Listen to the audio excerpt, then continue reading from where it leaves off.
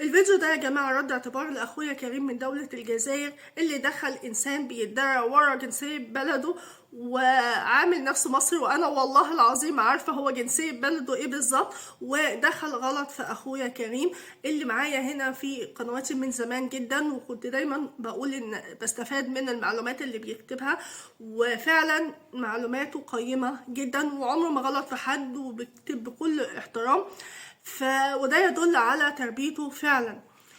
فلما يدخل واحد ويغلط فيا وفي القناة وفي أهل مصر وفي أخويا كريم، أنا أسفة. رد اعتبار لكل، وطبعا لأخويا كريم، إن أنا الإنسان ده ما يشرفنيش إن وجوده على القناة، وفورا بلوك ليه، لأن واحد زي ده ما يشرفنيش وجوده وسط إخواتي أو في القناة. طيب انا هوريكم هو قال ايه وانه ازاي غلط يا جماعه. انا اسفه والله، اول مره اشوف الكومنتات دلوقتي. انا كنت عامله الفيديو على السريع كده بخلاصه مشكله بعرضها بعنوان الضائعه، ممكن تشوفوها من كام يوم على قناه روشا هنا. ف ان واحده كانت متجوزه واحد، هي في التعليم هو مستواه على قده، وكان عندهم 3 بنات. جالها وظيفه في دوله عربيه، فقررت ان هي تاخد البنت الكبيره والبنتين التانيين كانت عند ستهم، وقالت لجوزها ان هي هتعمل له توكيل بحيث ان هما تبعت له فلوس ويشتري شقه ويحسنوا من دخلهم، وهو بالفلوس اللي اخدها اتجوز عليها وكتب الشقة الجديدة باسم زوجته اللي كانت معاه في الشركة. وبيقول ان شايف ان بيتي اتخرب لان هي الزوجة الاولانية رجعت وطالبة منه الطلاق لما عرفت الحقيقة. مشكلة عادية خالص بتحصل في اي دولة في الكون. فهو موفق دخل، يا رب اكون بنطق اسمه صح، كاتب عمار يا مصر فضايح بالجملة عشان حفنة لايكات ودعم. انا ماشي هنتكلم على طول وبعد كده هنيجي نعرض الكومنتات.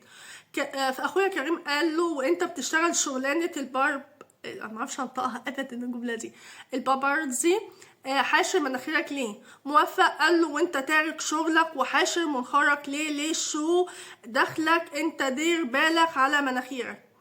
موفق وانت سايب شغلك وشغال قديس وداحش مناخيرك ليه، دير بالك على مناخيرك. انا مش فاهمه هو يعني ماشي. كريم بيقول له ما تردش على كلامي بنفس اسلوبي يا حماده، انا رزعتك باحترام وده هو مستواك من الاخر، حاول تغير اسلوب تفكيرك. ازاي ترد على اللي عمل لك يافطه مكتوب عليها اتوكس يا موفق.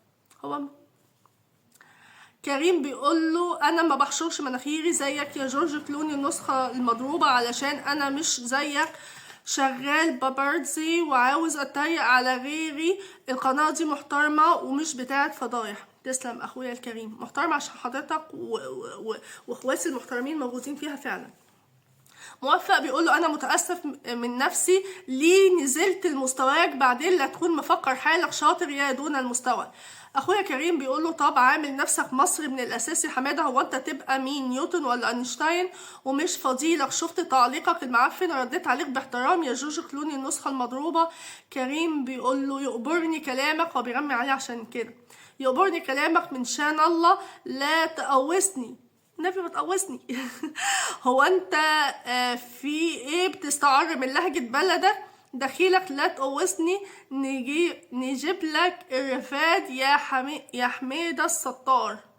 طيب بص استاذ كريم، انا بعتذر المره مليون. اما بقى اللي هو اسمه موفق ده، يا رب ما اعرفش اسمه الحقيقي بس هو كاتب كده يعني على الجيميل بتاعه، حضرتك يا تخش تعلق باحترام يا اما لا. انا هقول لك حاجه، انا في اكتر فيديوهاتي قلت ان طبعا مش معنى ان انا بعرض مشكله او حاجه سلبيه بلدي ان ده مش موجود فيها مميزات، بل بالعكس فيها مميزات كتيره جدا، بس انا بسلط الضوء شويه على العيوب ومش بهرب منها ولا بحط راسي في الرمله زي النعامه، علشان انا عايزه او يعني نفسي المشاكل دي تتحل، مجرد امنيه فبسلط عليها الضوء.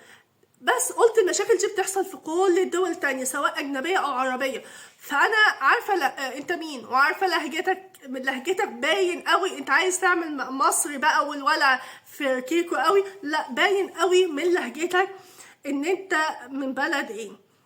وانت مش عارفه تقول وتارك شغلك ومش عارفه ليه الشو وداخل ايه، دخلك ليه الشو دخلك، انت دير بالك. فبانت قوي لهجتك. فهقول لك حاجه، يا تحترم نفسك، يا اما وجودك هنا في القناه وسط الناس المحترمه اللي بيشوفوني واللي متابعيني هنا واسرتي في القناه الناس المحترمه، يبقى ملكش وجود وسطنا ابدا. احسن بلوك واجمل بلوك يليق لك، ودير بالك على حالك يا باربرتي يا جورج كلوني النسخه المضروبه فماشي تمام. لا ماشي، اللي انت تقول عمار يا مصر فضايح بالجمله عشان حفنه لايكات، لا. اللايكات دي ممكن اللي يعملوها عندك في بلدك في الحته دي او اللي انت تعرفهم، انما ان احنا على حفظ. انا ممكن فيديو عندي ما يجيبش مشاهدات يبقى واقع خالص، وممكن فيديو يضرب قوي يجيب مشاهدات عاليه جدا. انا ما يهمنيش الحاجات دي، وربنا العالم. انا من ساعه ما عملت قناه، من اول ما كان فيها بتاع 6 مشتركين، انا اصلا ما كانش حاممني الموضوع ده، انا عشان حابه المجال ده بس. وما كانش لا يقول لك ارباح بقول لك احنا بنتحاسب بالسنتات، وساعات حتى السنت ده ما بنلاقوش. انا ما يهمنيش الحاجات دي، انا مش عاملاها لا ارباح ولا لايكات ولا الحاجات دي. الحفنه دي انت اللي تعرفها مش احنا، تمام. ف... فبتقول له ماشي، ويقول له بقى انت حاشر ايه، وتاخد كلام كريم وتيجي تردده. ده يدل ان انت اصلا شخصيه ضعيفه. انا اقرب في علم النفس على فكره، انا كده والله في علم النفس بحبه قوي. فانت ان انت ده يدل ان انت شخصيتك معدومه، وبتاخد كلام من غيرك وبتحاول تصدره لينا تاني عشان تبين ان انت شخصيه قويه جدا. فده يدل ان انت شخصيه بلا شخصيه تمام. فاتمنى ان انت تشوف الفيديو، اتمنى، لان انا هعمل لك بلوك مش عارفه بقى انت هتعرف تشوفه ولا لا، بس عشان مش هتقدر ان انت تخش في مكان محترم، لان انت ظاهر عليك ان انت مش متعود على الاماكن المحترمه، وان انت من طبق ان انت تخش وتهاجم. لان في ناس في الفتره الاخيره بقت تخش تهاجم وتعمل، وانا فاهمه ليه، عشان دخلت وممكن بعض المشاكل الفضايح اللي عندهم. فاهمني فاهمني وفاهم وانا عارفه بلدك. بلاش بقى ان انا اقول لك انت بلدك ايه وعمايله ايه، فخليها كده ايه، خلي الطبق مستور تمام.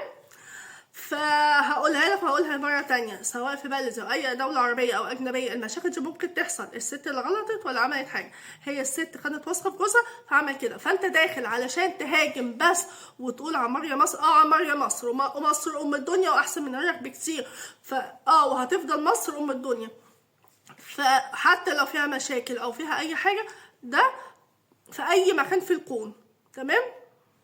ولو بنعرض المشاكل على امل ان احنا نفسنا تتحل بس. وضحت؟ وصلت لك الكلام؟ وبلاش تستخبى ورا لهجة المصريين، بتتكشف قوي قوي قوي. وبلاش تهاجم الناس المحترمه تمام.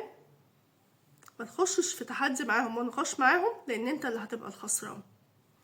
اسفه استاذ كريم للمره المليون، وانت واخواتي كلهم هنا في القناه الناس المحترمه دول انتوا على راسي من فوق. واسفه لو اي حد هيغلط حد، انا هعمل فيديو اعتذار فورا، سامحوني.